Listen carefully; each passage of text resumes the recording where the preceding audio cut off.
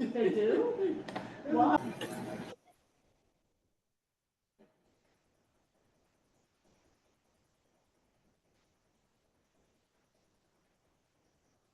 Good evening, everyone. Welcome to the June 9th, 2025 Community Board Meeting for the Human Services Committee. My name is Isaac Scott, and this meeting is called to order at about 6:08 p.m. Give me 1 second, let me get my script together. Okay, so we are joined tonight with our staff liaison, Marlene Pierre, who is the staff liaison of our committee. In order to conduct an efficient meeting, let's observe a few ground rules. No one may speak until granted the floor. CB11 members, if you have a question about board business or wish to make a motion, please raise your hand and wait to be recognized. To raise your hand through Zoom, click the participant icon and you will find the raise hand function there. If you have technical difficulty, click the chat icon, and relay your difficulty to the staff there.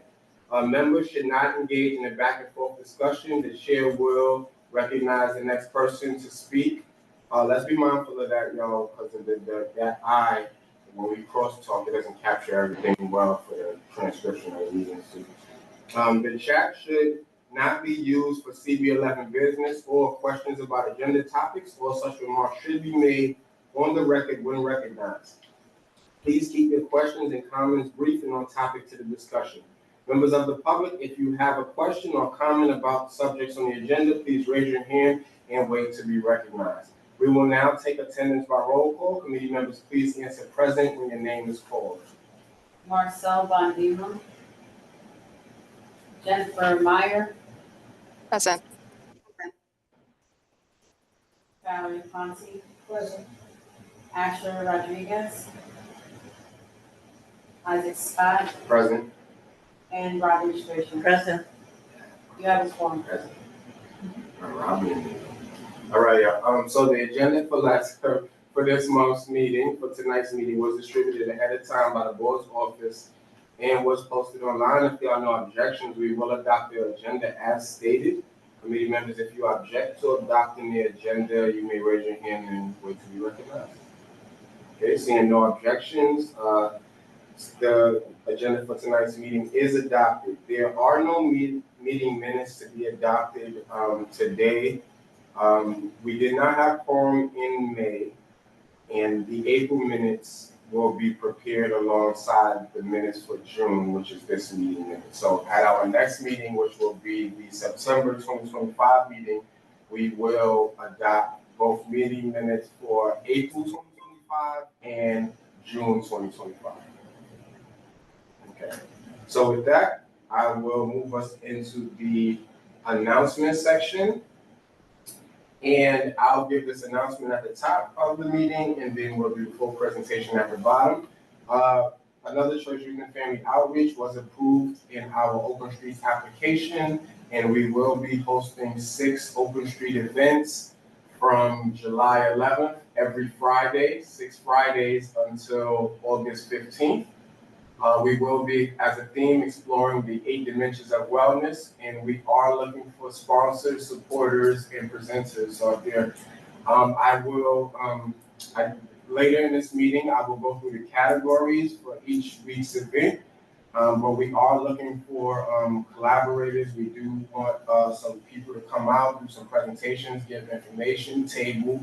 We have a very long block and there's no shortage of space, so we would like to have as many people come out as possible. The first event was a success, and I'm happy to share any media or updates with anyone who has any questions. So that's just my update, my announcement for right now. Are there any announcements from anybody in the Zoom space? I'll say it again. Okay. Oh, Anthony, so just raise your hand. Oh, hey, yes. Hi, Anthony. Hi, good evening, everybody. I just wanted to announce that we're having a Juneteenth event that will be in collaboration with Art in the Park and East Harlem Community Partnerships. I can throw the flyer in the chat. It is going to be our traveling mural project, and this will be the inaugural event for that, and it's free for families. There's a registration that's included. There also will be a link eventually for people to be able to have the mural come to your site as well. And so we're opening that up. There will be a history of Juneteenth and also a way for people to express what wellness means to us in Harlem. And this is an art project that we want all families to be able to participate in. Thank you, Antonika. Will y'all be able to bring the mural by one of those events in the summertime? Absolutely. Okay, that sounds good. Are there any questions for regarding this announcement on the community mural? Thank you, Antonika. You staying on for updates, right? Yeah, absolutely. Okay, right. If there are no more announcements, I'll transition us into our informational updates. I can't. Is she going with it? Oh. Okay, so if we have, do we have Pauline from the Department of Mental Health and Hygiene? I don't see phone. No, Pauline. Okay, so we'll hold that space. Do we have Cheyenne Murillo? Yes. Good evening, Hey, everyone. Cheyenne. Hi. Hey. Couple of updates for everyone today. Thanks for allowing me the space to give them, as always. We're having we're continuing our on-site service fair this summer. So you might remember last year we held a series of fairs every 2 weeks at the Action Center on 115th and Lexington. And those fairs provide, just like any other resource fair, space for partners to come by and provide the resources. So we're going to continue that over the summer. The first one's tomorrow, and that's 10 a.m. to 1. And then they'll continue on a bi-weekly basis starting in July on Fridays. And I have a flyer, so I can distribute that. Another great thing to know for the fairs is if you know anyone who needs to go for language access, we have interpreters. So we have Spanish and also French. So they're able to come by and receive the services in their desired language. I think it's helpful, especially the French-speaking population, to have the interpreters. So that's one thing. And then I can, of course, distribute our Harlem Bureau of Health calendar where we have ongoing services suite, free diapers, seat distributions. We're having our Day for Dads on the 22nd, and that'll be a really fun event. This year, we're also having food. We're having haircuts. So that'll be really awesome. It's on Saturday, the 22nd, I believe. And I can share the flyer once it's ready. It's not yet ready yet. And I think the last thing, or second last thing, if your organization needs PPE or Narcan or nicotine replacement therapy support for any of your clients, we have all of those things. So please let me know. And yeah, the last thing actually probably won't let me know, because the last thing is that I'm actually leaving the Harlem Bureau of Neighborhood Health. So thank you for letting me in this space.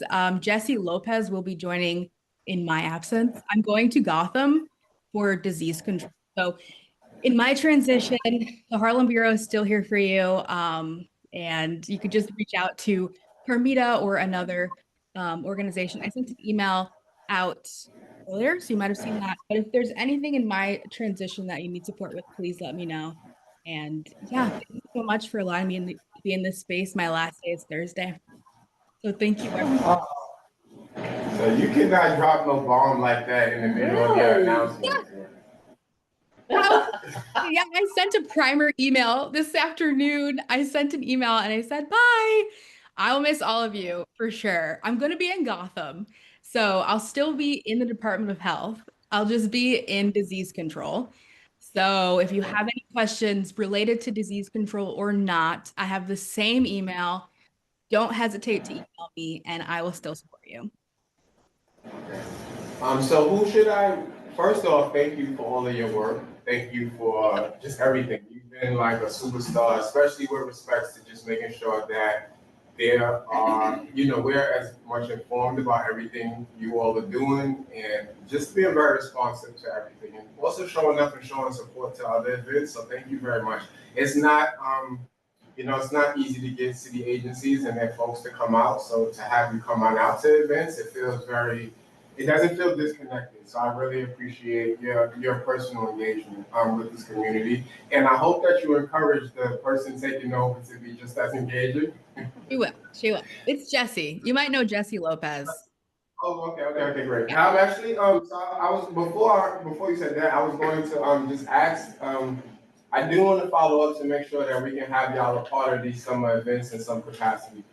Because we got approved for our open streets, so we'll be doing them every Friday, throughout the summer. So I'll follow back up with that information, but we definitely need to have you guys on. Yes, of course. And I'm planning on sending a follow-up email with all of the contacts that you could stay in contact with everyone. So look out for an email from me before Thursday, and we'll make sure you're still connected. Thank you, Cheyenne. We really do appreciate you too. Thank you. Congratulations too as well. Thank you. This is upward. Oh, thanks everyone. All right, that's cool. All right, are there any, I forgot. Are there any questions for Cheyenne regarding any of the events that she mentioned? She mentioned a lot of events. Are there any questions you can ask now, or you can follow up later and I'll send over everything if you don't directly get emails from me. I think we're good, Cheyenne. Thank you very much and congratulations again. Thank you. All right. So we'll transition into updates from East Harlem Co-ed. Do we have anyone on from the Co-ed? Yes, I'm here. It's Selena Hey, Hernandez now. from the Co-ed. Hello, all. Thank you for being here. Absolutely, absolutely. Cheyenne, I wish you well. I tried to send a message, but I don't know what happened. I look forward to continuing our work and collaborating.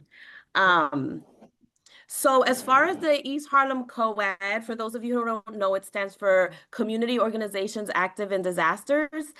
And we have a couple of things we've done, but I'll talk about some of the stuff that are up and coming.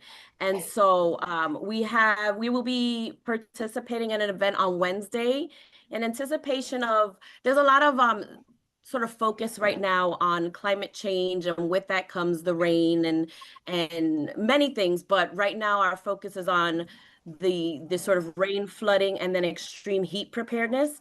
And so we will be distributing cooling towels at Settlement Health this Wednesday from 3 to 6.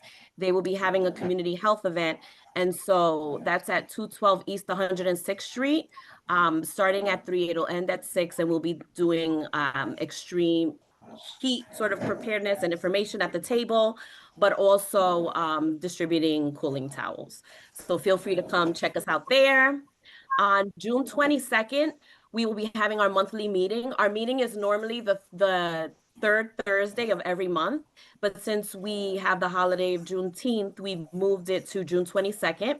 It will be at the Health Action Center on 158 East 115th Street at 4 o'clock. Lunch will be served, and that will be information about, again, we will be having sort of a tutorial about things and ways to prepare for extreme heat, talk about flooding, talking about knowing your zones, and having a couple of ways in terms of transportation to get in and out of where you live in case of an emergency.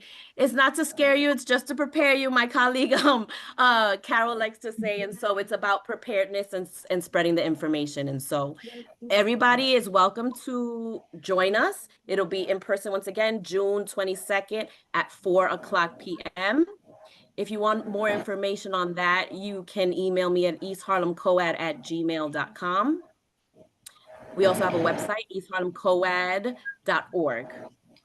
And then lastly, well, not lastly, the next thing is look out for it's tentative right now in terms of the date, it's TBD, but we're going to be having a Train the Trainer program this summer, early summer, for people who want to learn how to teach. We want to spread knowledge, and we are here to guide and spread information on all kinds of preparedness. But a lot of people are now aware of go bags or want to learn, and so we're going to do a train the trainer, and you will learn how to sort of do your own programming and host for your colleagues, for your family, for your church, et cetera, et cetera. So if you want to learn how to teach a Go Bag event and learn what that is, please reach out to us and we can give you the date once it's set. It's not set, but it will be this summer. And then I have the date for our hugest September event, which is September 27th. And that's when we have our fair. It's September is Emergency Preparedness Month. And so we have a huge event where we teach not only about go bag training, but we do stop the bleed training, compression training, CPR. There'll be a lot of resources. And so I welcome everyone to save the date, put it in your calendar, put it on your cell phone. September 27th, it'll be at Bethel Gospel Assembly. And so that's September 27th. And then lastly, I just want to let people know that we added something on our website, which is we always welcome people to show up at our meetings and the events we have. But if you have a request and need this goal, our goal this year was to focus on mature adults and the youth. And so we've started off, we've hosted at schools several Go Back trainings. We did one at EHTP, which are one of our members. We did one for Seniors with a Purpose. And so we're a small but mighty team. And if we are available, we can come for large groups to facilitate. And you can sign up for that at eastharlemcoed.org. There's a sort of link that'll tell you the things that you can sign up for. That's right. And then that's it. I'll take questions. Well, thank you so much for these updates. We definitely missed you guys. I'm so glad you're here today. Are there any updates? Any questions for the co-ed? Any questions online? Okay, no questions. Thank you very, very much. So welcome. Thank you. It's so most of, if not everything, most of that is on the website that you just said. Right. So I have all that on the website, but people can feel free to email me and I could put that in the chat. But we found that the links on the website are easy for people who want to sign up or get some information. Yeah. Thank you. Thank you very much. Thank you again for your presentation. And a reminder, this is you probably noticed, but this is our last meeting for the season. So we won't be meeting July or August, but we will meet again in September. Okay. Thank you.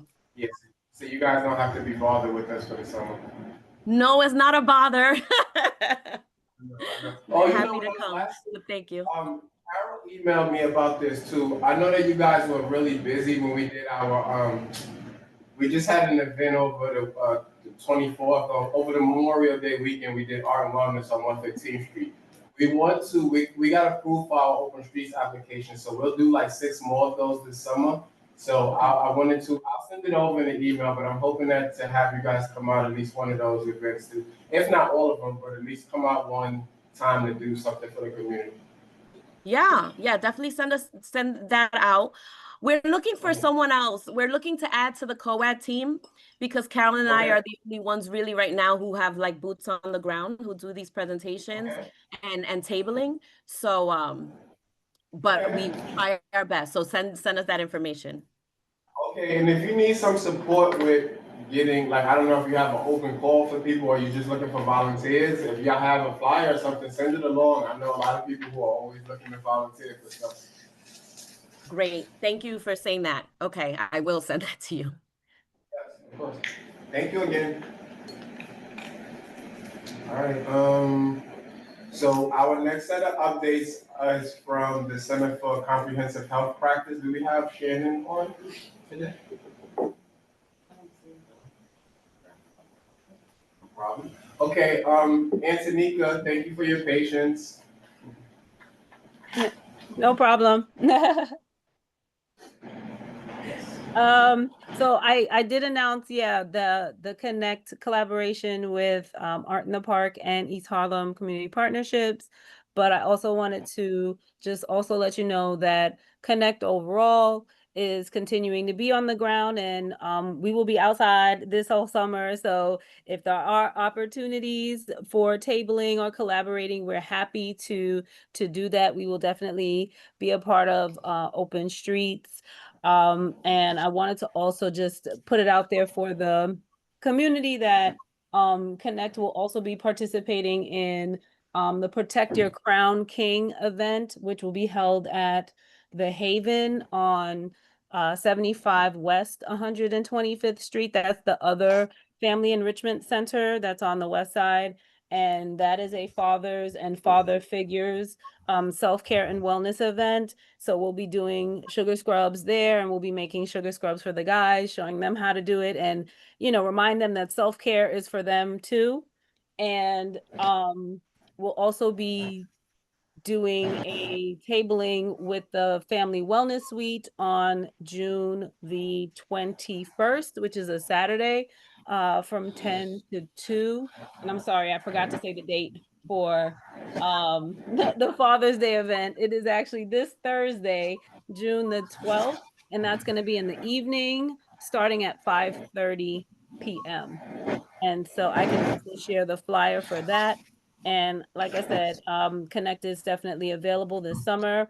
I completed a community-based doula training last month, and so those are practices that we're also trying to incorporate into our work. So being able to provide some birth work education and some support for postpartum moms is something that we're also adding to what we're doing. So we'll be looking out for that as well. So it's great to see everybody.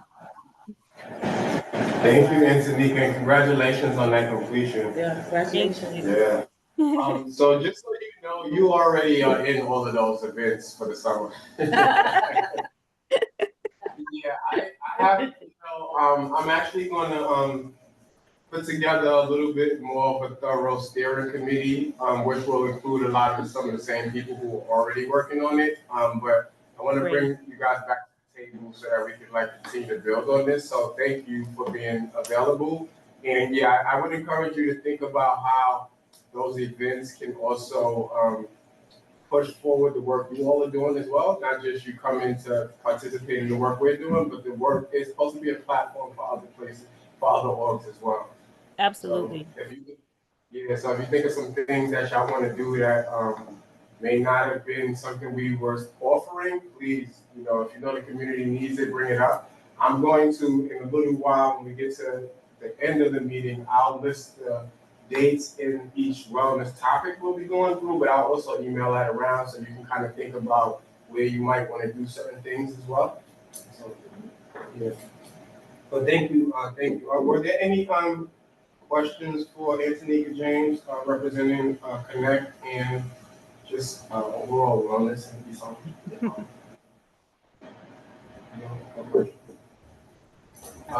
We have no questions. Thank you again, Antonika.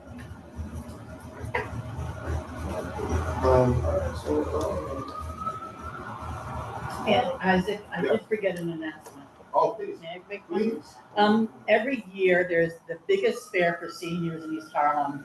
Takes place in September in Jefferson Park. It's co-sponsored by the local council member, Metropolitan Hospital. The date is September 4th with a rain date of September 5th. It's called The Power of Living Well. Is there a flyer? There is not yet, but I will get one for you as soon as I see it. Please, because I know a lot of the folks at the church will.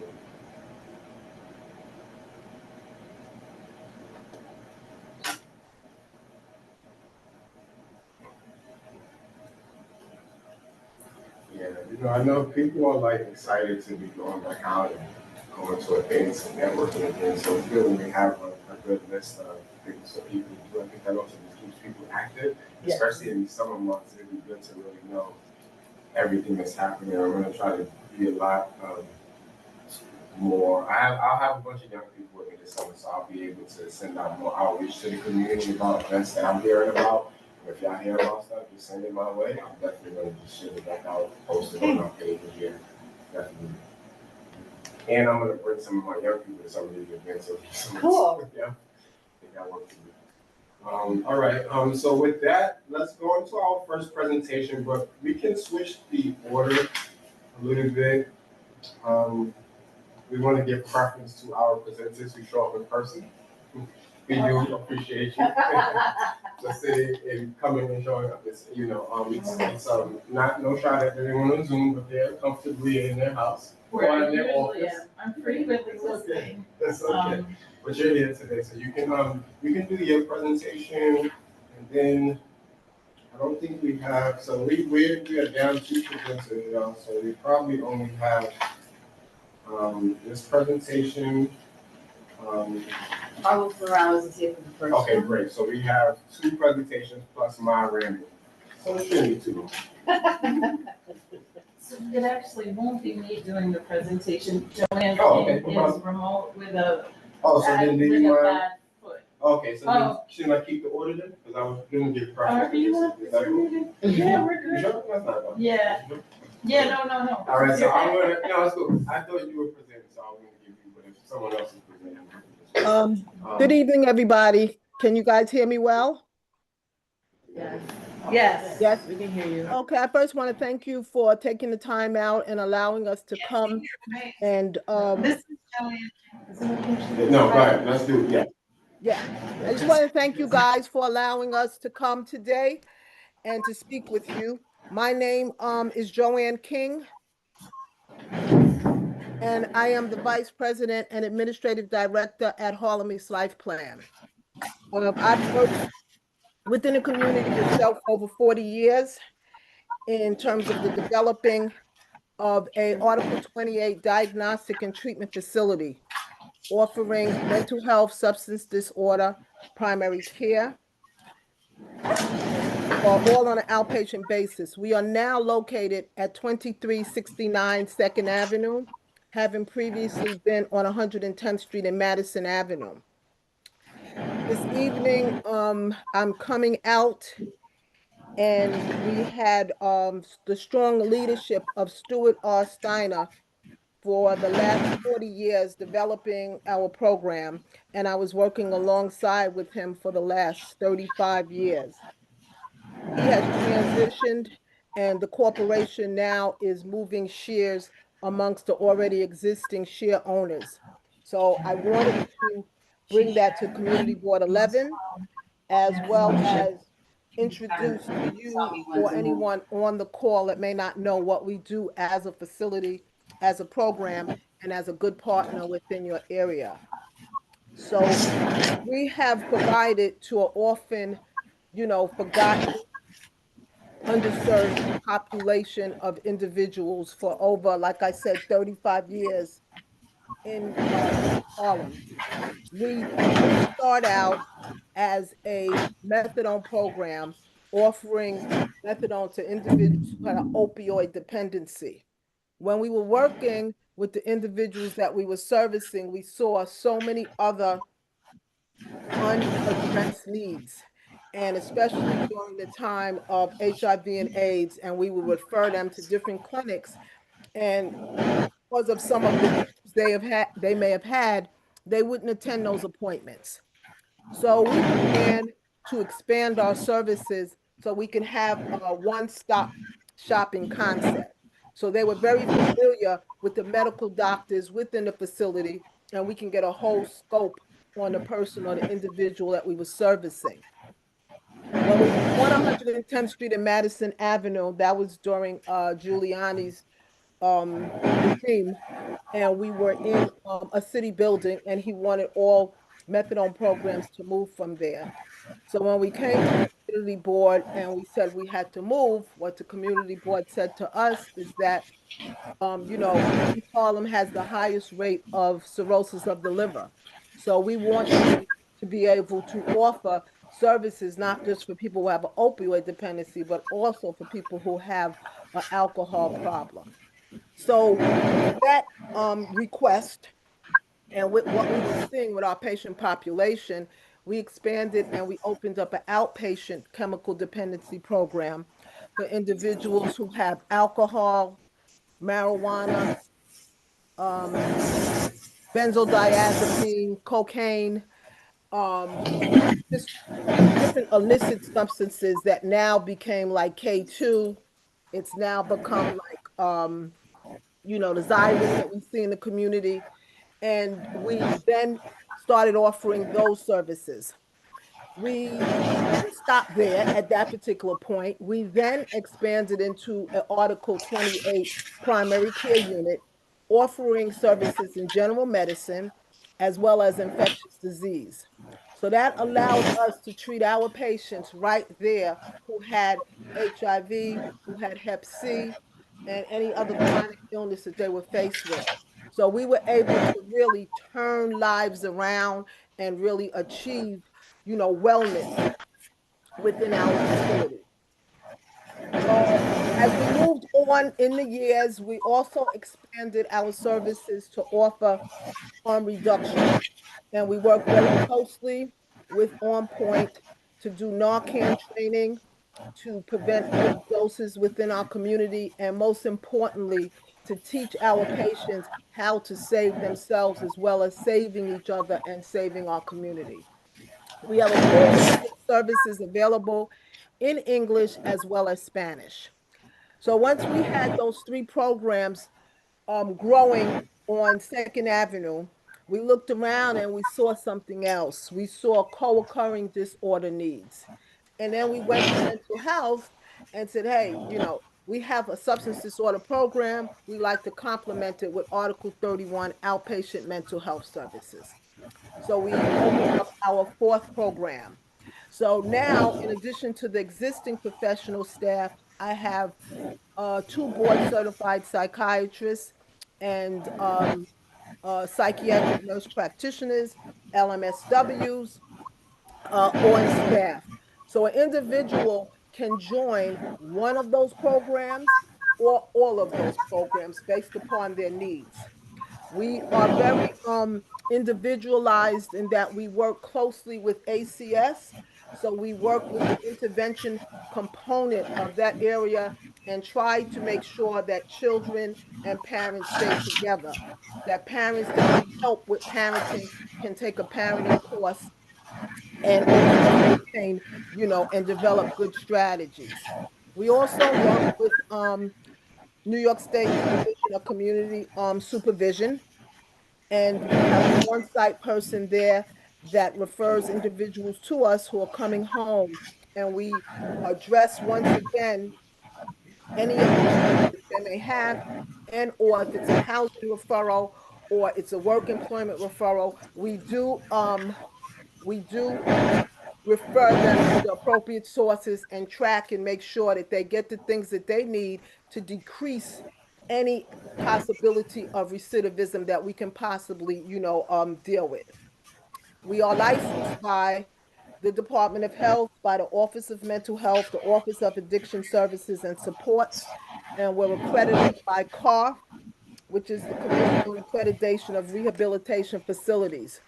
So we have quite a overview of agencies and entities to ensure that the services that we offer are culturally appropriate, community involved, and sensitive.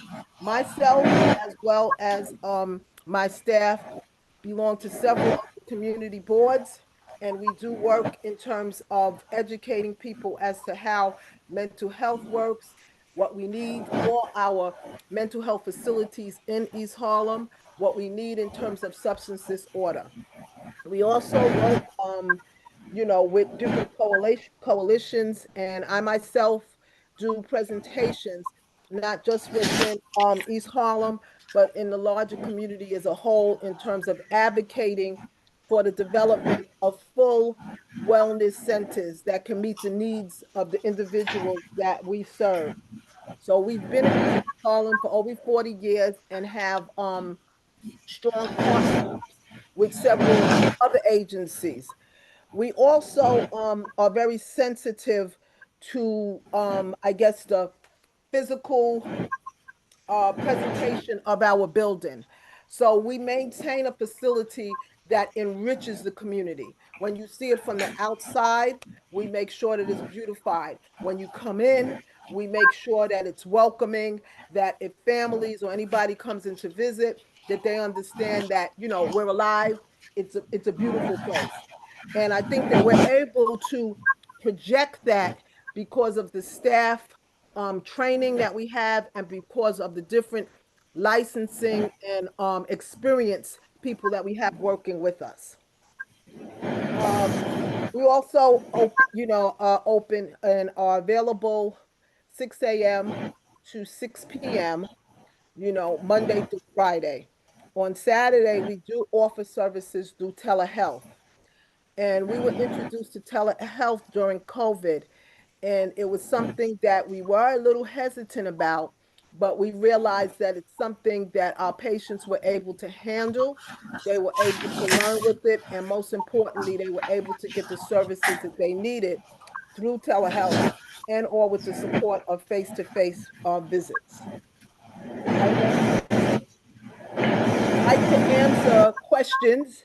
And the reason why I like to answer questions is because I can really provide you with an array of knowledge or information. But I think that when people get the opportunity to ask what they specifically want to know or need to know, it enhances the purpose of the presentation and discussion.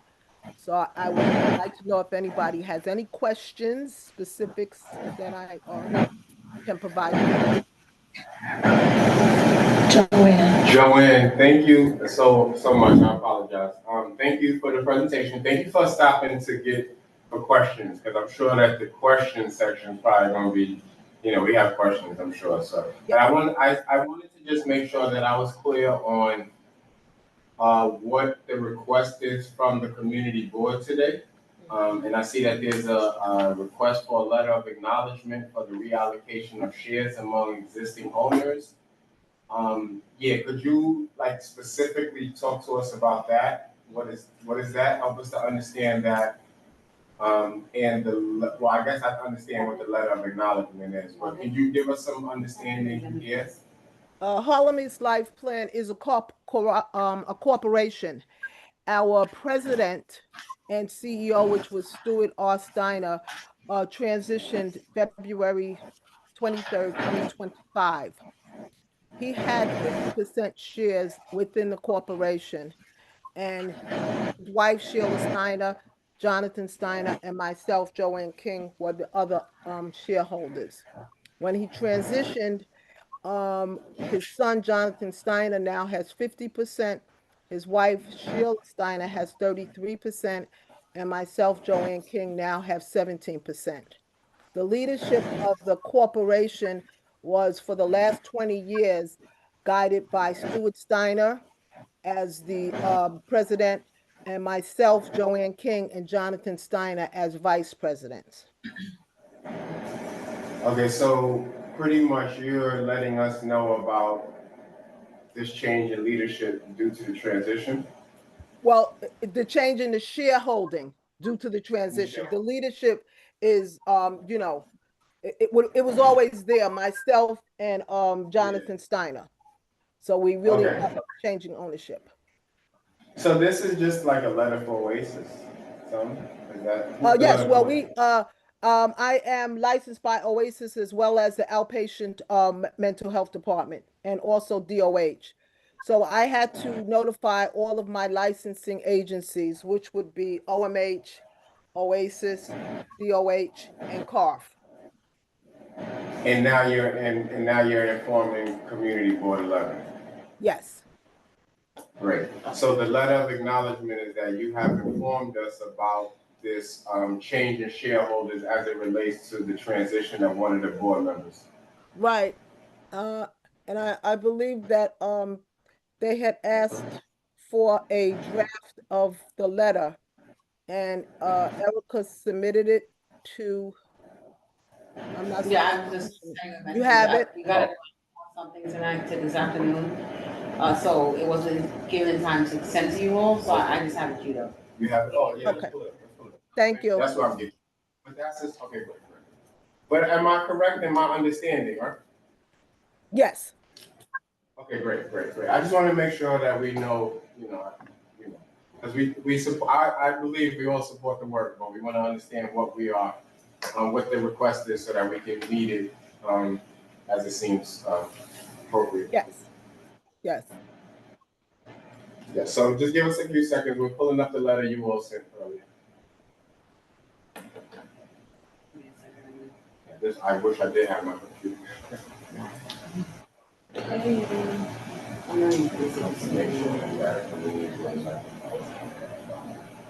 Oh. Yes, so I'll read this letter once Marlene is ready. I'll read it on the floor, guys, and then we'll make any changes that we need to make, and then we can take a vote on this. I would, if we could take a vote on it today, it would be good because we're not meeting in the next 2 months. Yeah. So I don't want to hold them up. Okay. You guys go ahead, I'm just trying to increase Okay. it. All right, so June blank 2025, Jamie Necklace, MA, MSW, Assistant Commissioner, Bureau of Mental Health, New York City Department of Health and Mental Hygiene, attention Par Review, Gotham Center, 4209 28th Street, Long Island, New York, 101413. There's a Excuse missing me, number. 1101-4132. There's a missing number in the zip code. Okay, yeah, so we, yes, Yeah, that's definitely true. that update. Good catch. Right now, we'll never quit that. This, dear Miss Necklace.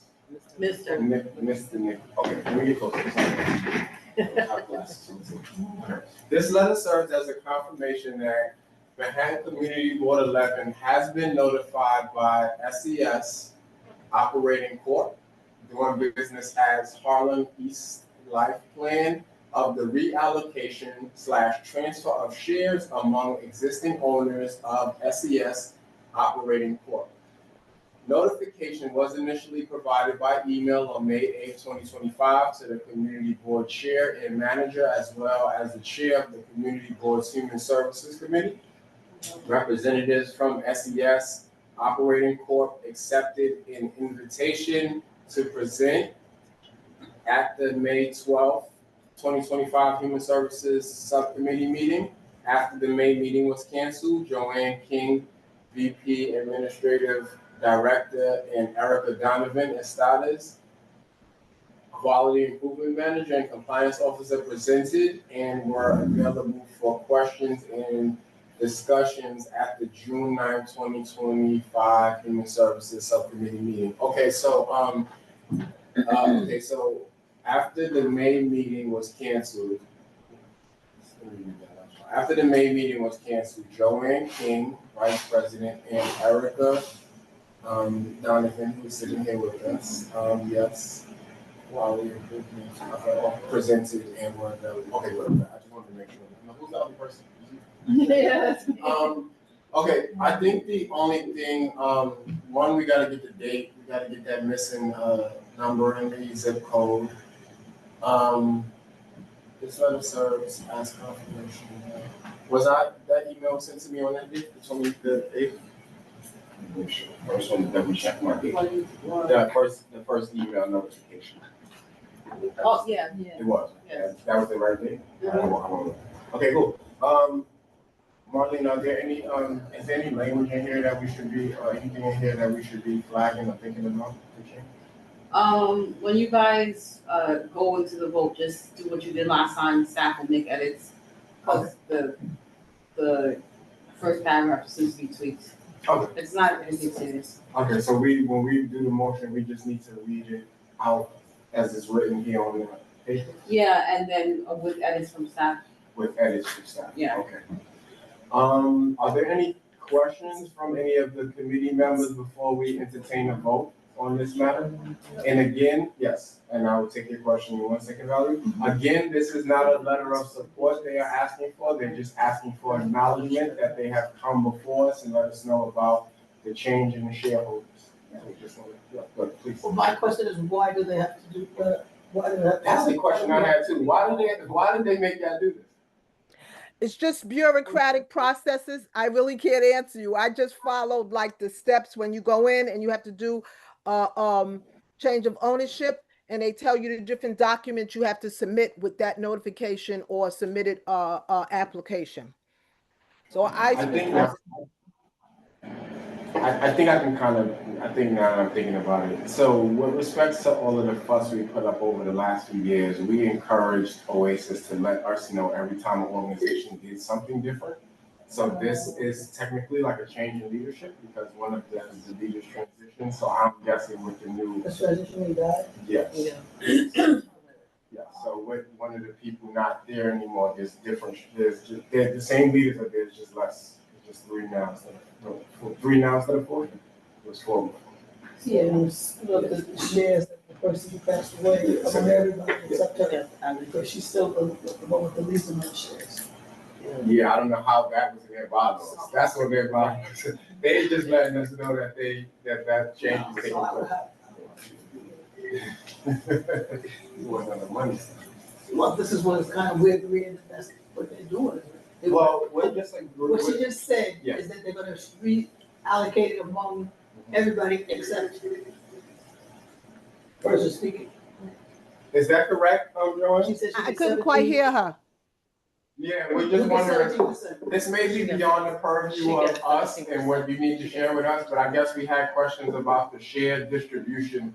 And she was just asking that the shares from the person who transitioned is being split between the two other owners and not you? Yeah, I have 17%. 15% went to Jonathan Steiner, 33% went to his wife Sheila Steiner, and 17% went to me. Yeah, so it was divided amongst us. But she had 17%. She has, currently has. So it's. Were you a shareholder before? Yes.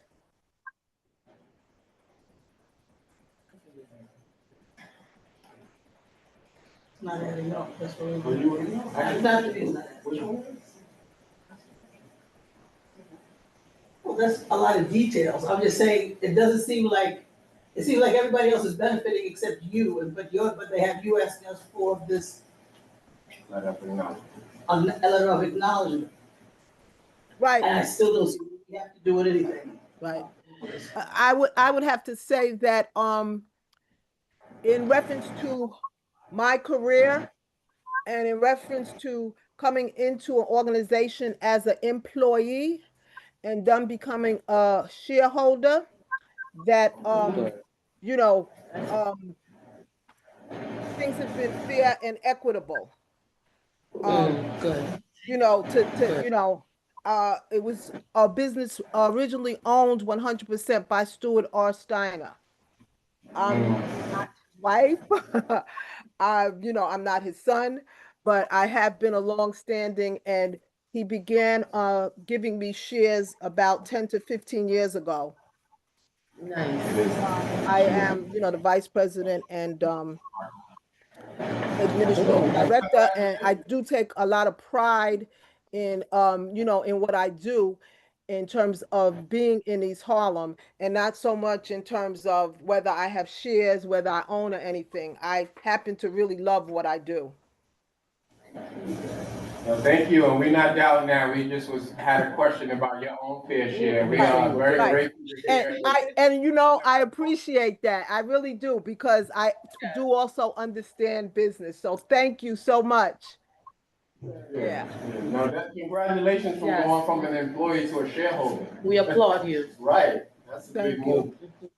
And just to clarify, it would be a sort of a change in ownership because the names on are different. So the shareholders are different. So I can see why Oasis made them come before us, because if there was a shareholder here who was questionable to us, we would want to know that, right? We wouldn't have wanted to not know that. That's why the decision was. So I just put it together. Thank you for because you just helped me, Valerie. But Thank you. yeah, any other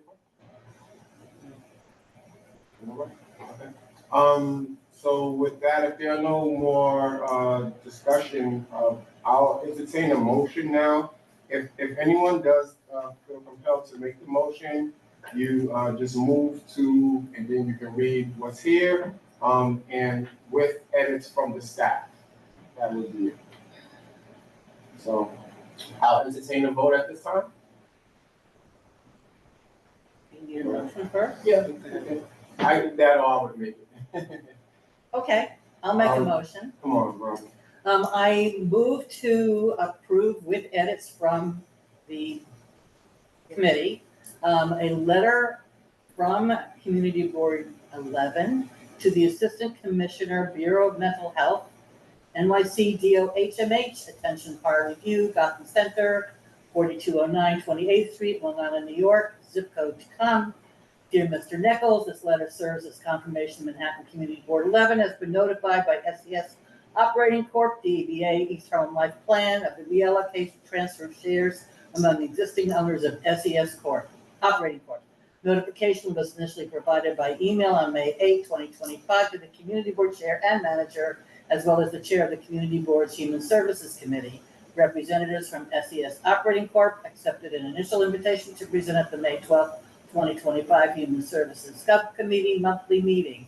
After the main meeting was canceled, Joanne King, VP, Administrative Director, and Erica Donovan Estades, Quality Improvement Manager and Compliance Officer, presented and were available for questions and discussion at the June 9, 2025 Human Services Subcommittee meeting. Sincerely, With staff members. I'm confused. So That's okay. what is the motion? So. I move that we provide a letter as requested, acknowledging that this organization has come before us to inform us of the change in the shares of this corporation. Okay, I'm gonna push you further. I'll just be the bad guy. So you're providing a letter of acknowledgement, Yes, okay? Just let me wordsmith this with you guys. Of acknowledgement, right, from Community Board 11, yes? Yeah. Okay, I don't want it to come from me, Oh, so I I'm just sorry. might just Yeah, refer no, to it, so no, no. that's Shall we get my the motion. language right? So provide a letter of acknowledgement from Community Board 11 to, name the organization, please. it's going to the Bureau of Mental Health, NYC DOHMH. Okay, Address provided. one draft. second.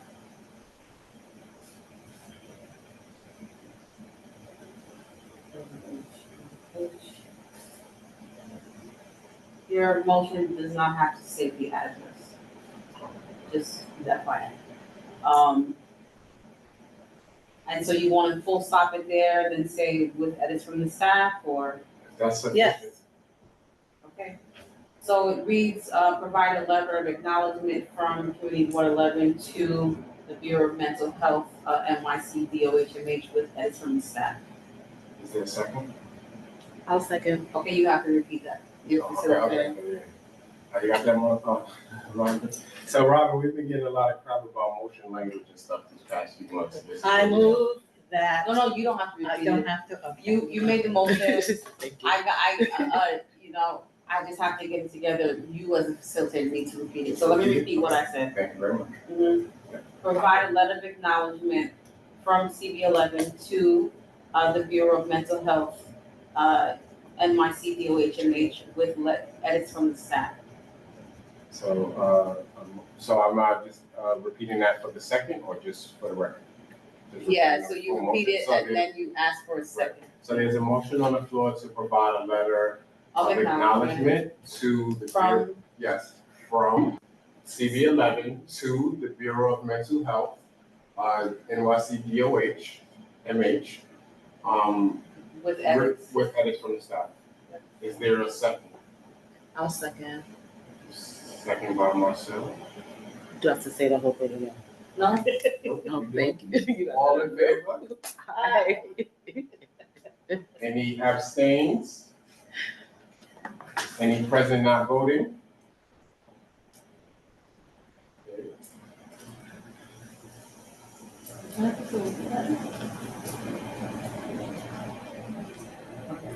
Jennifer needs to say something. Hey, Jen, we need your vote. Just say aye. Jennifer.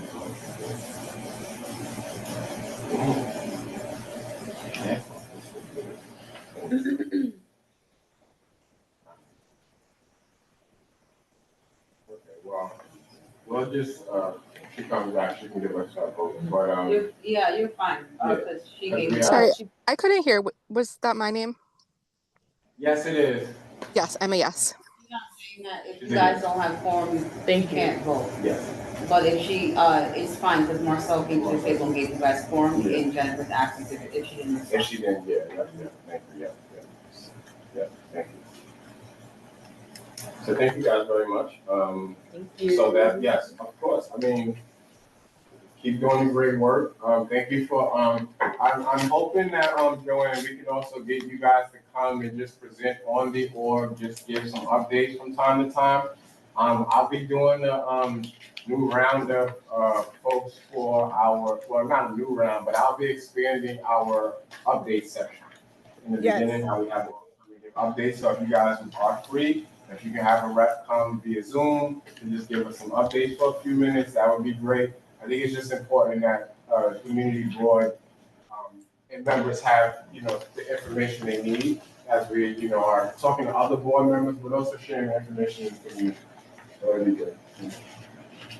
Yes, definitely. I thank you for that invitation. And we'll also try to be at some of the health fairs that you guys are doing in the community.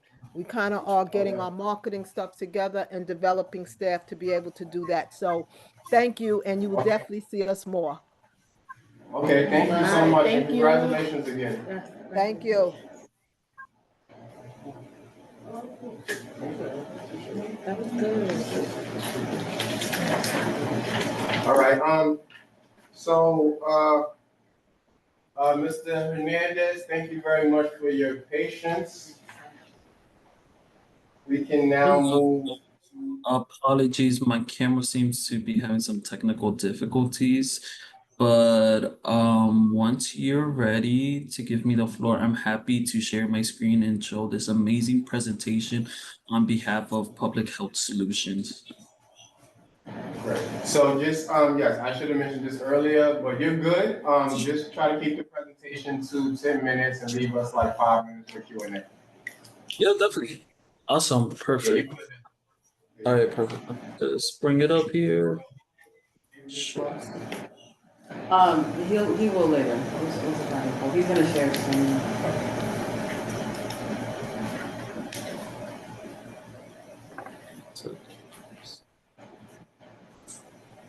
All right, perfect. So thank you once again, Community Board number 11, for taking the time to chat with me. My name is Carlos. I am the Senior Community Engagement Specialist for Public Health Solution, and I'm excited to talk mostly diving into the social care network under our whole NYC. This is an amazing opportunity for your constituents, a little bit of the community engagement and public health as we'll dive in. The community engagement team main role is to connect with the community members across all three boroughs, which are the boroughs of Manhattan, Queens, and Brooklyn, and with the goal of serving approximately 3.5 million Medicaid members and being able to connect them to the appropriate resources that are needed and more on. So this will be our agenda. We're going to have a little introduction to PHS along with our whole UNYC, our approach as the community engagement team, a little bit of what the social care network and medical waiver is, services provided by our network partners, our members' journey, eligibility for screening navigation, and then we'll have a quick Q&A if anyone has some questions as we go through. So a little bit about PHS. For approximately 60 years, we have been improving health of the vulnerable of New York and their families, providing nearly services to communities in need by supporting 200 and plus community based organization annually in doing their work through contract management and services and more on. So a little bit of how we do tackle this is one, we collaborate a lot with our CBL's community board, community-based organizations organization. We support them by providing contract and management services. We support them by providing them capital and capacity building funds that are needed to extend their services that they're doing and ensure that their services are being able to are accessible to their community members and more on. We work closely with healthcare community partnerships. A couple of our partnerships are with WIG, New York Smoke Free, and more on. We collaborate a lot with neighborhood health, working directly with individuals and families to improve their healthy outcomes. About PHS and our whole U NYC. In 2020, we launched our whole U NYC, a citywide network designed to tackle the health-related social needs that affect one's well-being. And recently, in 2024, whole U NYC was selected as the social care network lead entity to cover the three main boroughs, which are Manhattan, Brooklyn, and Queens. We do this by teaming up with approximately 200 organizations. We are currently hitting our 300 mark, so we're definitely excited about that. With our social care network to help Medicaid members in supporting them with their needs, whether it's care management, housing, nutrition, transportation, and other health related services.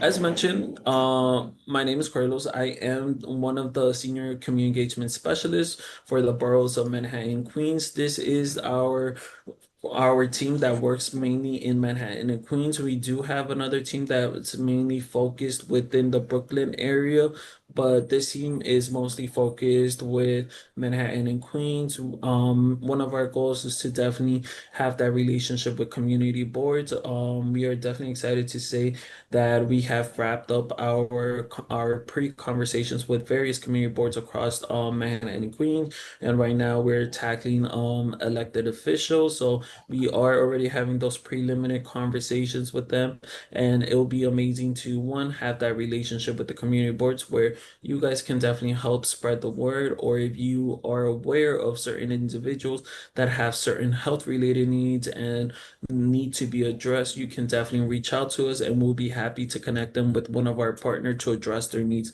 immediately.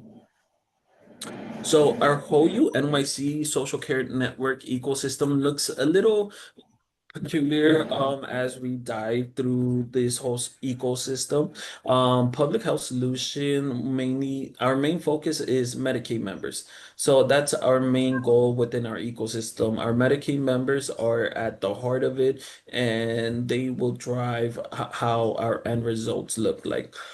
Public health solution is more within the middle side, working with the CBOs, healthcare providers, and other health related social service needs service providers, and ensuring that one, those services are there for individuals. So our goal is to contract as many CBOs and healthcare providers that are able to do this work within our main four pillars, which is care management, nutrition, transportation, and housing. And as we do dive in more within the ecosystem, you will see the blue, which is certain things that Medicaid members are eligible if they're able to go through the whole screening process and more. But in some cases, certain Medicaid members who aren't considered high risk or their needs could be addressed through other manners. So we will exit them out to other government agencies that we already do cross collaboration, such as NYCHA, New York, One Shot, and more on. So this is a little bit of more of our approach as part of the community engagement team. We partner up with CBOs, community boards, healthcare agency, and elected officials.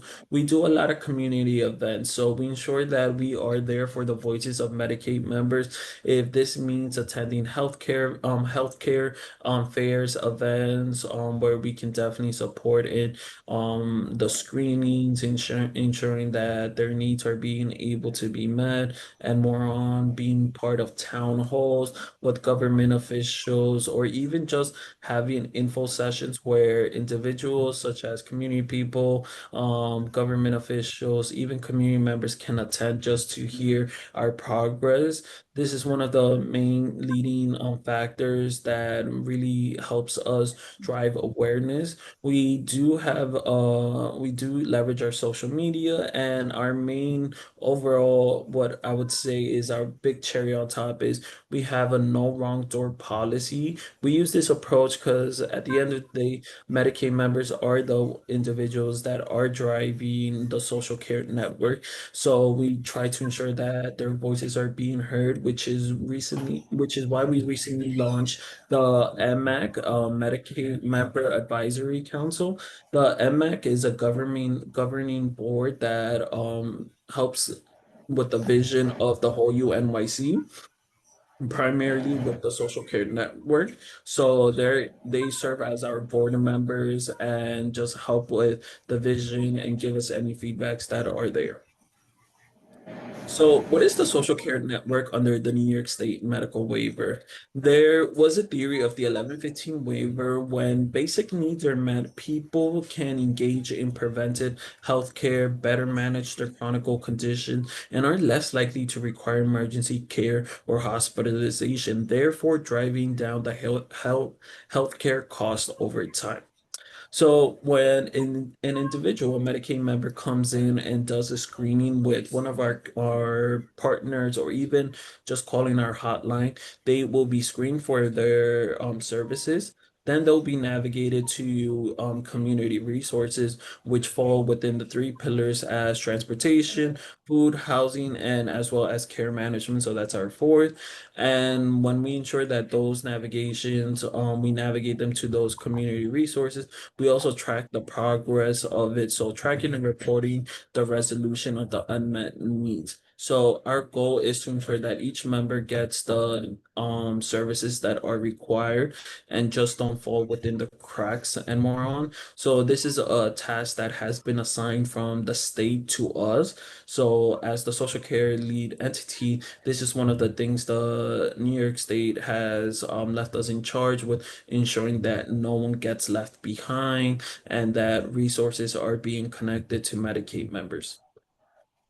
So as mentioned, there are four pillars, which is care management, mostly case management, housing, nutrition, and transportation. Here are a couple of examples of when it comes to housing, nutrition, and transportation.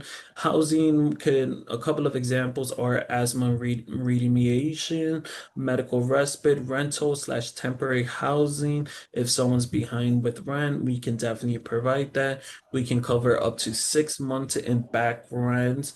We can do housing transition and navigation services. As for nutrition, we have nutrition's counseling. If an individual has certain restrictions to their nutrition, such as they're only allowed to eat vegan food, or perhaps they're allergic to gluten, things like that, we connect them with certain partners that perhaps make those tailored meals, or perhaps that can support them with getting those services so they can have a healthier lifestyle and more on. We can also even provide cooking supplies if an individual just recently moved to perhaps new apartment slash housing, but they don't have the necessary tools that are needed. And as for transportation, we do provide transportation if that is one of the requirements that have been found for the individual during their screening process.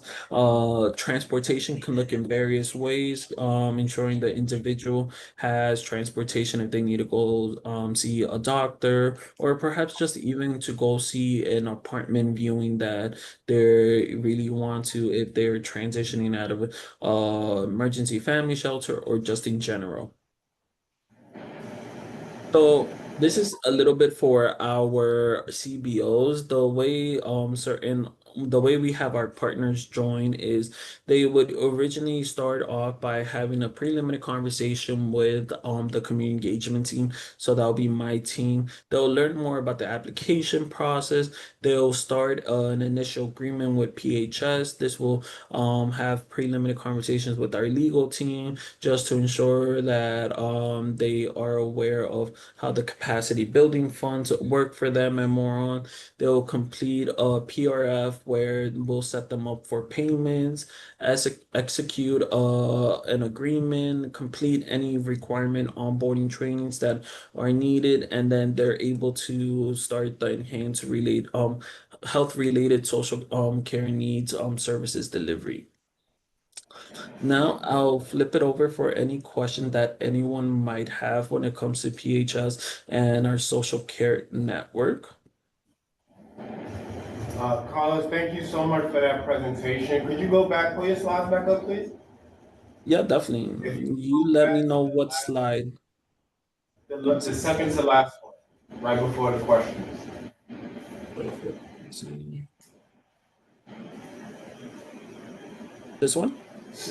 No, the one after that. Thank you. So this is in relation, okay, no. So this is, I'm sorry, I just want to make sure, well, not this one, it's the one after that where you had the whole, the one you read right before The question. next to last The one. next to last one, not first. This is One the next to more. last one. One more. That's the next to last. That's it. Yeah. Okay, so this, can you help me to understand this more? Is this for other, you said CBOs, so this is for other organizations or CBOs who want to partner with you to be able to help provide these, help me to understand it? Yes. Yep. So this is, let me see. Can you hear me? Let me see. Yeah. Yeah. Hear you. Apologies, I thought I was muted and but yeah, so this is mostly for community boards that apologies, community-based organizations that are interested in joining our network. A couple of community-based organizations that we definitely do have part of our network are the Children's Aid Society. We currently have Nazareth Housing, Voces Latinas. We have the Korean Society of America. So we have a lot of partners that have been joining. And as the community board for community board number 11, we also want to share this information just in case you have a small CBO that perhaps is interested in receiving funds or perhaps that is doing already the work. We would love to have them join ours. We would love for them to join our social care network, where we are leading the mission of ensuring that each Medicaid member gets the services that it's needed. And we know that one of the main things when it comes to small organizations usually ties with funding sources. So we try to remove those obstacles and ensure that they have the resources needed. So things can vary from perhaps hiring new staff members to even obtaining new laptops and etc. Nice, that's amazing. Thank you. So who should we reach out? Should I refer people directly to you if they're interested Yeah, in you can this? definitely reach out directly to me. I'll be the main point of person of contact since I will be leading them through the whole onboarding phase. So this is one of the requirements that we'll have a pre-conversation with my team regarding this, and then we'll start the application process where they can also request funds and we'll be able to disperse up to 25% of what they're requesting within their capacity building funds application. Now, does this have to be a large organization? Is this also open to smaller organizations? Yep, it's open to small, large, new organizations. There is no requirement for it. The only requirement is that they have to be a nonprofit organization. Nonprofits. Thank you. This is very informative information. Very helpful. Yeah, any questions from anybody? Yes, please, Robert. Hi, where does your Hi. funding come from? So the funding comes from directly through the state. This is funds that have been already pre-allocated. So as we know, we're currently navigating through current different political views and more on. But one of the things we definitely want to reassure our constituents and our community members is that these are funds that have been already pre-allocated and we are guaranteed for the next 3 years. So despite what is currently going on, these funds are secured. Thank you so much. I got another question, but does anyone else have any more questions? No? My question is, so I see that you have here a request for a letter of support, is that correct? Yes. Okay, were you able to provide a sort of template of the type of letter you were looking for? Yeah, definitely. I can actually have it sent later on.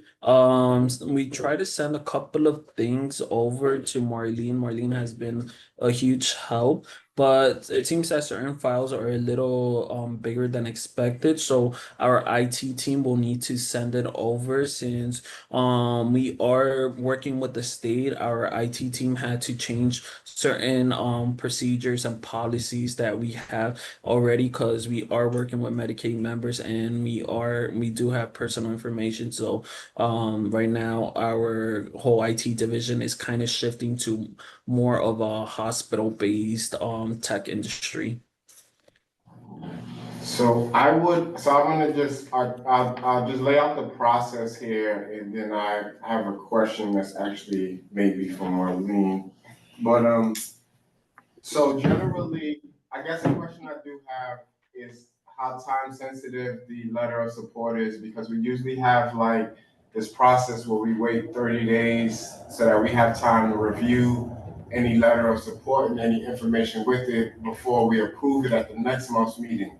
We couldn't do that now because we don't meet in July or August. So I'm wondering, is this so time sensitive that you need it this month, or is this something that we can provide in September? Yeah, you can definitely review it. It isn't time sensitive. I guess the only thing, like I would say it's urgent that we would love your help is actually with just the spreading the word within your community, perhaps just posting a couple of flyers and more on things like that where individuals can call our hotline and we can definitely start the screening process. The screening process takes anywhere from 20 to perhaps 45 minutes. Okay, thank you for that. So on that, absolutely, and I would also say that definitely send over any paraphernalia you have that can promote that. I'll definitely, just based on this conversation, share the opportunities for other CBOs to be connected with the network. But I also wanted to invite you all, and I'll do it officially in the email, but I wanted to invite you guys to be a part of our wellness events this summer, because that would be a good opportunity for you to get some of this information out and even sign some people up on the day of. Yeah, that would be perfect. Yeah. If you can send everything over email, we're definitely excited. We have already been currently in the planning phase for the summer. So if we can get you guys in the books, that would be amazing. Copy. Amazing. I love that. I love it. All right, I won't hold you. Are there any other questions in the Zoom space or in this room? No. Okay, thank you again for your presentation, and we will be connected, so we will be seeing you a lot more often. Thank you again for your work. Awesome. Perfect. Chat soon. Bye. Thank Thank you, you. Carlos. Great, this is great. Interesting. So Nice to see you, Erica. We look forward to collaborating. Also, there's information on the East Harlem Community Health Committee. And so I'm the chair, interim chair, and Joanne chairs the Behavioral Health Committee. Oh, And we have an Older Adults Committee oh, that, so anyway. all of that committee stuff is in here? It's nice to connect. All of that committee? Yeah, Okay. this flyer Oh, okay, great, is great. the paper flyer. Is just, Thank you. it's nice to see Thank you. you. Good to see you. Be safe, take care. All right, cool, yeah. All right, so that concludes our presentations from outside people. I'll just speak a little bit about the event, and then we can get out of here. We're on good time. I appreciate this. I didn't know that, public health, I didn't know they did that with CBOs. That's great. That's I like, had no that's, idea. that's, Giving money to nonprofits for being part of a network, that's crazy. being part of a referral network. I didn't That's know. so cool. That's, it is. That's It really is. amazing. What's up, Alan? No, What's up? I mean, It's like double dipping relatively. yeah, talk Wait, about what do you it, talk mean? about it, talk about it. Why, if they get monies from already allocated from the government, Mhm. Medicaid already exists, why do people from, how many places do people with Medicaid have to go to get healthcare? I think they're helping beyond healthcare. What does that mean? Well, he said that there are 4 pillars of health were case management, food, housing, and transportation. That's not healthcare. These are things that a social service agency gets involved with. Yeah. The organization that, was on 120 something off of, Pleasant, the one at the bus stop moved Oh, close, the to one that, the clinic. The big center that's getting renovated, that big, remember they came and played, they came and They played. do all of Is that. it Barinka? Not Barinka, No, but it's, it's, They do Comprehensive health? no, it's, 120. you're getting me, you kidding me. Okay, It okay. was, no, it's They on gave- 123rd, yes, it's it's, And Pleasant? yes, I know exactly what you're talking about because they're doing Oh. yes, they're doing a. The former chair of this community board. Yeah, they're doing a renovation project and, yeah, they said they would lose some of the sidewalk. I remember this. I forget the name of it. This is horrible. But they have a lot of social services in that building as well. And the reason that they came before us was because a lot of those organizations would be not displaced, but had to move while they Right. were doing the renovations. Right. And I can't believe I'm blanking on the name. Is it? Nilsa. Yeah, Nelson, well, yeah, she definitely, It was she a definitely. gentleman. Yeah, Okay, so it was a Let me gentleman. see it. It was a gentleman who came in. Oh, is it, Yeah, you I don't probably know. got it. You probably I got know it. Yeah. They were at full board. Yes. I sat next to him. Yeah. At full board, the last full board. See, that's Marlene. Oh, they You know provide the what I'm tax services. They do everything. Yes, upward Is it bound. upward bound? It is upward bound. talking Yeah. about? There's so many You just gonna let us sit organizations. here, I'm guys. like- It's like- It was like on the tip of my tongue. I'm Only like, 4 lifelines. like, Thank you. Yeah, that- thank you. I mean, they say he wants flyers, he can do flyers, they can do flyers. I mean, what does that mean? Well, at the very least, CBOs will be happy about this, because I'm a CBO and I'm just like, oh, this is dope, right? This helps us to get money for what we're already doing. Exactly. We're already doing that, so now we can be. So But to I answer your question, I take it that these are people that are not connected outside of getting healthcare. Mhm. They're not connected to a social service agency The necessarily. people on The Medicaid, people that they're helping. how could, how could you get Medicaid and not have it? You have to recertify to get your Medicaid. You have to have, what do you call it? Like Health First or Metro Plus or something. Like a provider. You have a provider. It is impossible to have Medicaid and not have anybody to go to and speak to. You know what I think it Medicaid is? doesn't do housing, too. You know what I think it is? Once you get your provider, they send you this huge book, like the size of the old school phone books. And unless somebody is really gonna go through it and read it, a lot of times it's like, whatever agency presents itself to me first, I'm gonna go with. I'm So, sure their pitch is services treating like the this- whole person, which Medicaid doesn't do. Yeah. And these are Right. needs that are No, not but the addressed by providers- healthcare. Right. So that's why they get this Yeah, money from the Medicaid state doesn't cover everything. to do things that, and it's also their pitch is helping prevent rehospitalization. Exactly. That's what part of their pitch was. Isn't that nice and clever? Yeah. Yeah. That is good. Very well. I don't know. Yeah, right. I mean, I think sometimes you got, so like, I think we're living in times where you have to be creative and innovative to sustain yourself, but also to be impactful in a place that's already saturated with a lot of stuff. So I can see this as a way in for them to draw in CBOs in a way that other networks probably couldn't, and they're doing it through their money and through their support in those organizations. And They're just an outreach organization. yeah, That's Yeah. all they are. So they're essentially. Sorry if you're listening. No, I mean, that's what it is. You gotta And they're- process it for what it is. Their mission truly does stand out. I believe so. You like it?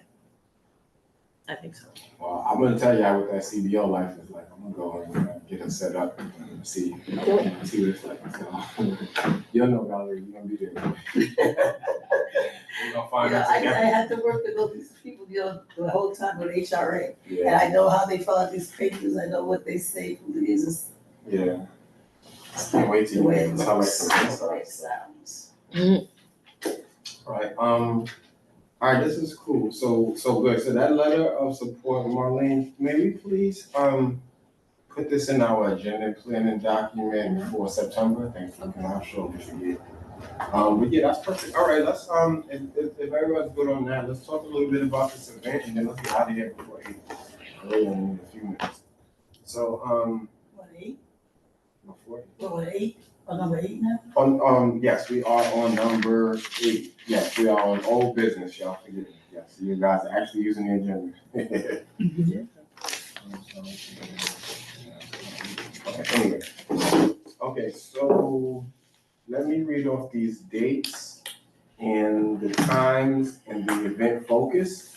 I would love to get you all's thoughts, feedback on who we should have in the room, what I did, anything that just comes to mind, let me know. I know that, I would love to also have you all be like part of like the steering committee and the people who are actually organizing this and thinking this through. So I'm definitely gonna reach out to you all about that. But yeah, so the events, the first one is, if you wanna write me down, the first one is July 11th. All of the events are 12 to 5, just to be clear on time. The first one is July 11th, and we'll be dealing with social and emotional wellness. So that's 2 different dimensions of wellness. Social wellness and emotional wellness. We'll be dealing with that at that event. So the programming activities will support emotional expression, relationship building, communication skills, and mental well-being. And whatever else I didn't encompass in that, but you all think through that. And I'm gonna send this to you all too, so y'all can look through it too. But social and emotional wellness is the first one. Event 2 is July 18th, and that one will be just on physical wellness. So we'll just be dealing with physical wellness. So we'll be focusing on self-care, nutrition, physical activity, sleep, hygiene, and safe health practices. That may also include sex education, which I see in notes. Event number 3 is July 25th, and that will be, so event 3 and 4 have the same topics. We'll be covering occupational wellness, financial wellness, and intellectual wellness together. For event 3, which is July 25th, and event 4, which is August 1st. So again, we'll be covering all 3 of those areas of wellness together: occupational, financial, and intellectual. So you can envision, well, let me read out what I have. For part 1, participants will begin exploring budgeting, career planning, entrepreneurship, academic growth, and personal skills building. And then part 2 could be the continuation, which allows participants to apply learned skills in real time, sort of like developing proposals, reaching out to sponsors, and proposal writing, building resumes and portfolios. So those 2 weeks, event 3 and event 4 will all be around sort of jobs and career development. So I'm imagining we'll be having 2 big ass job fairs that are just like on steroids, doing a bunch, you know what I mean? So that's probably what those 2 weeks will look like. We'll really be calling in some people to come talk about money management, money tools. We'll have some budgeting tools, templates for people. I already have some of those. We'll make sure those are out. Also, there's I'll probably also do some sort of presentation on grant writing and sustaining your organization. On August 1st? On one of those 2 days. Well, we're gonna decide all that together. So when I pull together like a steering committee, we'll meet a few times this month to just figure that out. So that we're like reaching out to people to sort of solidify them for those dates. So event 5 which is August 8th, is environmental wellness. So we'll be exploring how physical surroundings impact well-being with a focus on sustainability and community improvement. I'm hoping to have my young people present some form of a community advocacy project they've been working on. That's the extent to which I've thought about that. So I'm happy to hear people's thoughts and ideas, not just hear, but bring people to the table. We're thinking about, we do have access to a garden, so things like compost, gardening, things like that. Which garden? 115th Street, like what Corvetta? I'm sure I'm saying that. 115th I'm gonna show it to you, yeah. 115th In between Park and Madison. Yeah, so you'll see when you come to the events, you'll see, there's a garden down that block too. They're also some of the organizers as well. Yeah. You probably didn't recognize it, if you walk down that block at all. It's across the street. Trying to place it? I can just show you a picture. Yeah, man. Yeah. Let me get What's next door? Yeah, between the building and the. I'll show you the pictures of the event.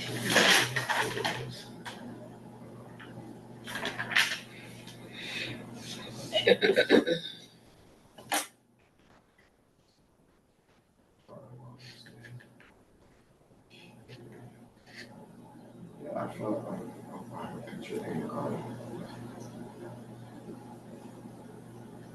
You know what picture I do have of the garden? Of now dancing. Right outside the garden. It was funny when I saw him dance, I'm like, oh, you can move pretty good. No more bad knee. No more bad knee.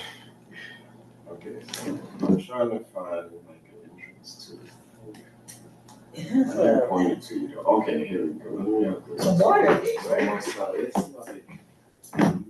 Keep looking through these pictures because you'll probably see a picture, but I You feel wouldn't really know that there was a garden. you would. I don't think, unless the gate is open. Really? I don't think. You can't see it from the street? Not that clearly, Literally, because the gate, that's the garden. It's one of So this those is like- 115, Like happy and it's dancing. literally in between those two buildings. Okay. Everybody was dancing. Who's the young gentleman that That's came with you funny. tonight? But My husband. I'll show you the whole Lovely. folder. I didn't take any pictures in the garden. And I don't think anyone took pictures in the garden. That's crazy. And it was, I guess it's because we didn't actually do activities in the garden.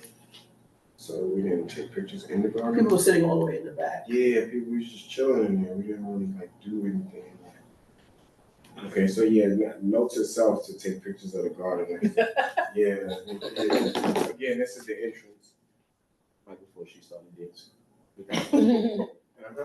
You probably seen it. Oh, you know where the garden is at, right? Robert, you know that garden. I don't, You don't? I don't, I don't. No, I'm sorry. I got like I was trying to think if kind there of was anyone in pictures. that. It's not really helpful. I'm trying to show you the entrance. The entrance is. So this is the 115 feet long. Oh, actually, that'll be the garden. So this is Wow, the garden.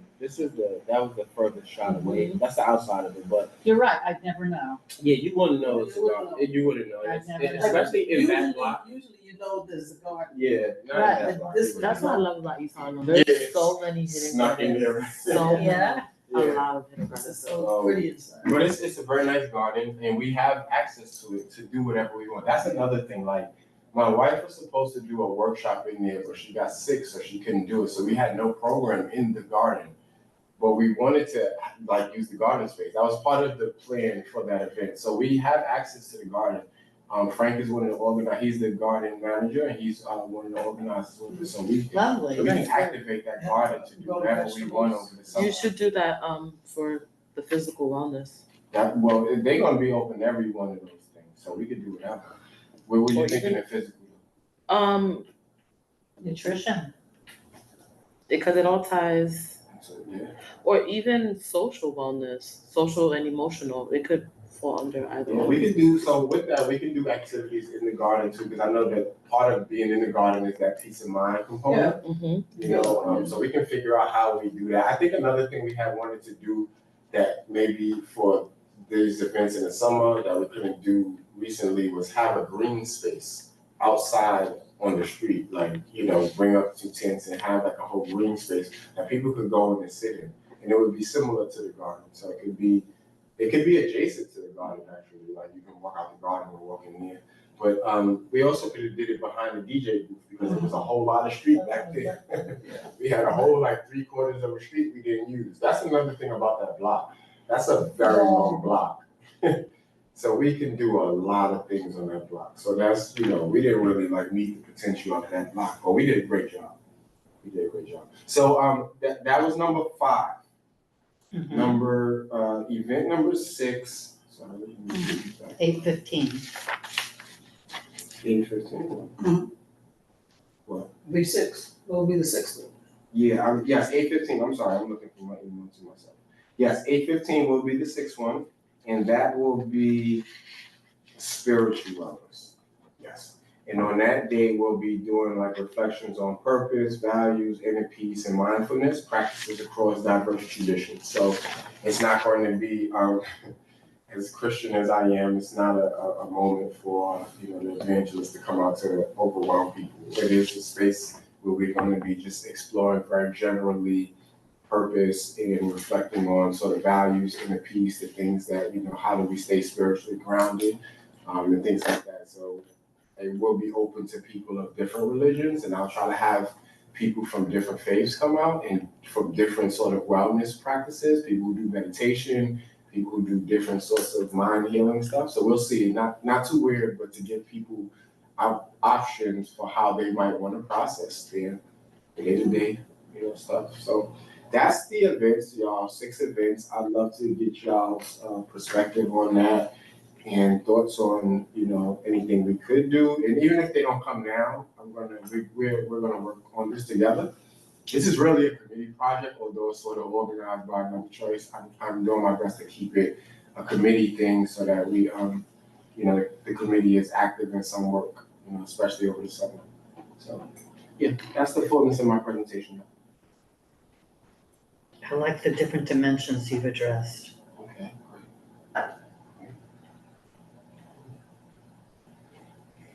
All 8. All 8. All 8, yeah, we're trying to get all 8 in 6 weeks. The reason I put the week 3 and 4 the way I did was because I'm thinking about the types of programming we would do across those different dimensions of wellness, and it feels similar. So it just made sense to expand that to a 2-week thing where we explore that. The job placement, career development, and all that is a big thing, especially. Another thing that I did mention, that I should have mentioned, is the goal is to have, we will be having young people with me organizing it, but they will also participate in it. But we also will be bringing other orgs to bring their young people. I want to get some senses to bring the seniors over. So we want to target people a little bit more generally, I mean, explicitly than we did last time. Last time we sort of just had like, we just was like, we're gonna get the organizers and we know the people are gonna come because once they see it, they'll come, which is what people did. But I think this time around, we can still keep that organic aspect of promotion, but we do want to target certain places to say, hey, bring your people over on this day because we're doing these workshops. So that's just what I'm saying. That's awesome. And I appreciate you all's confidence in me. Well, duh. It helps, it really does. So now you guys we locked in. Y'all are on my planning team. And Marcel, you weren't at the last event, so I definitely want to have you. I wasn't. It was a holiday weekend. I know. We did a lot. I know people were trying to chill with their family and stuff. They were trying to work. But yes, these won't be on those days, and I definitely invite you.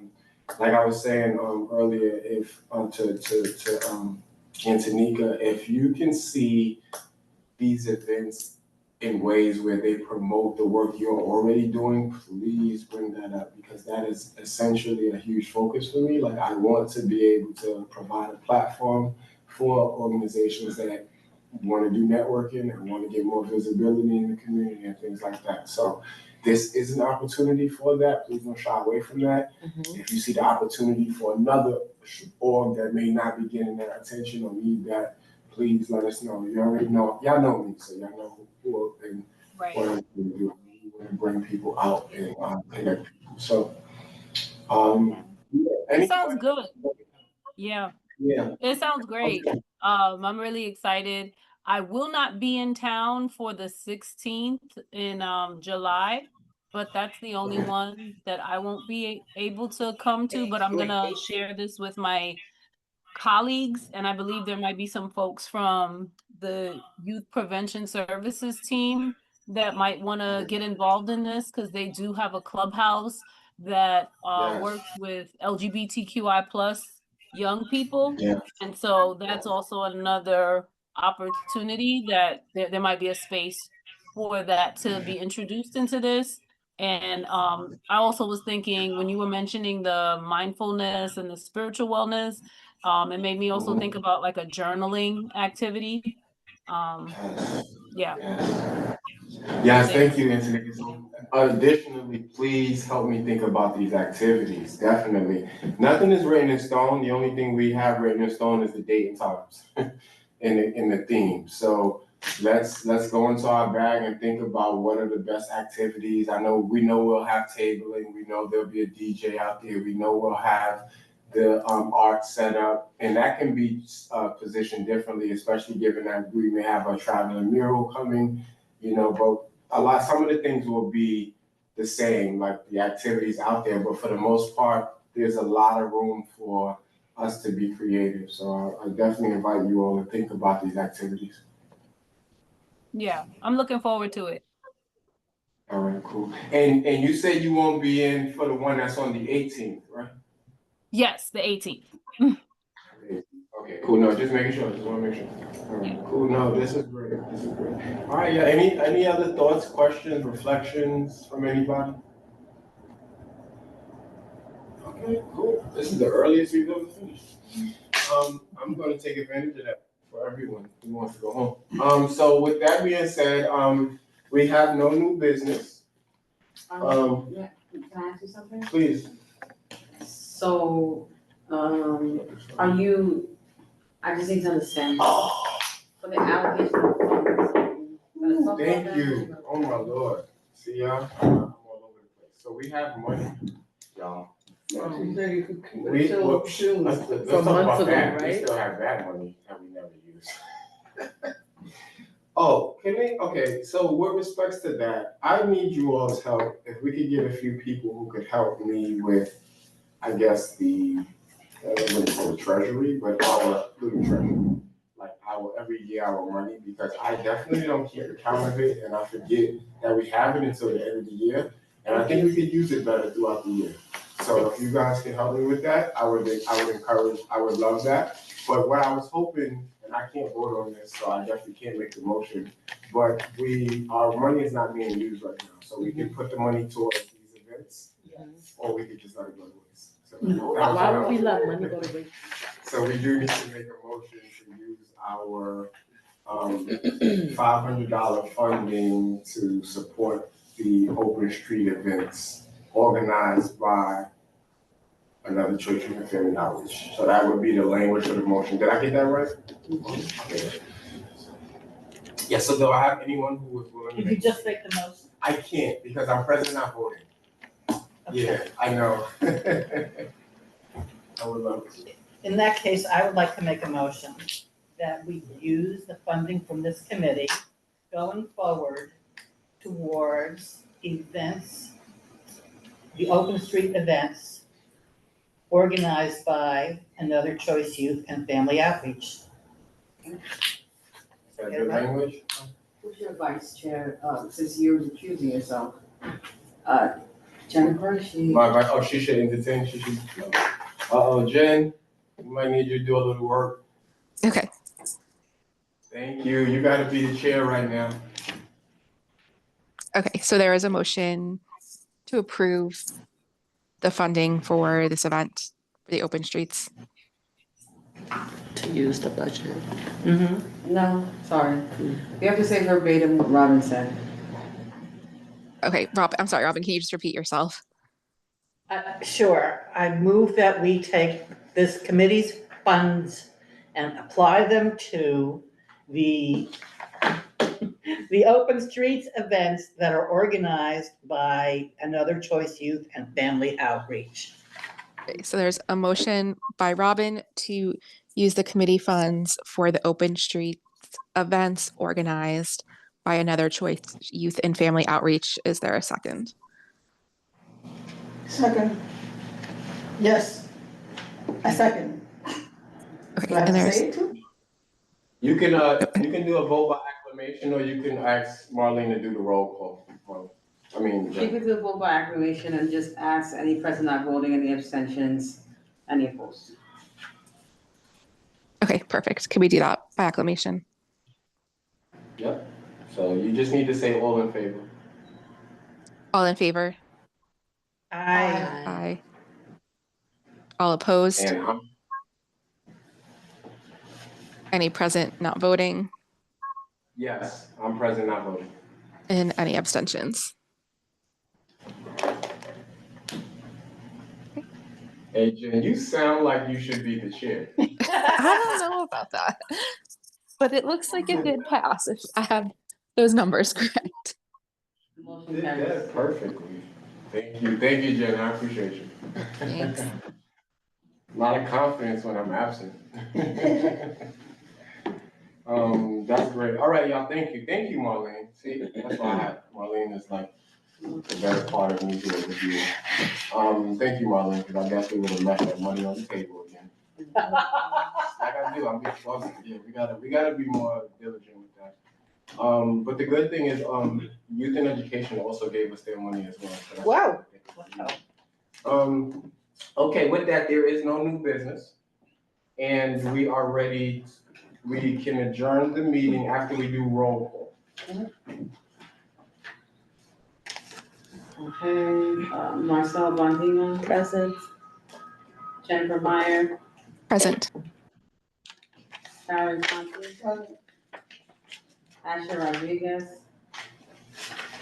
Isaac Scott. Present. And Robin Strazier. Present. Thank you. Thank you. All right, y'all have a blessed day, evening, week. I will be bothering y'all, so you know that. Thank you. Have a great summer. Thank Take you. care. Take care.